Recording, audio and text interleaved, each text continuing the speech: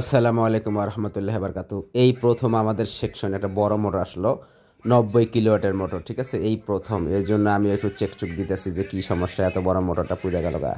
তো এখানে ভাই যেখানে আমি হাতাহাতি করতেছি ওই জায়গাটা শুধু একটু মাইর খেয়ে গেছে। তো এই জায়গাটা একটু কাজ করে যদি পুরাটা ঠিক আছে ভাই, একটু কাজ করে যদি সমাধান করা যায়। তো আমাদের যারা মোটরের কাজ করে তারা আছে, ঠিক আছে। আমি একটু চেকচুক দিতেছি কারণ এই প্রথম বড় মোটর দেখতেছি। তো এই জন্য একটু হাতাহাতি করতেছি, কোথায় কি হয়েছে না হয়েছে এটা অভিজ্ঞতা নিতেছি। তো এখানে কাজ করা শেষ, ঠিক আছে। তো এই যে কাজ করা শেষ, একটু কাজ করে দিছে আলহামদুলিল্লাহ।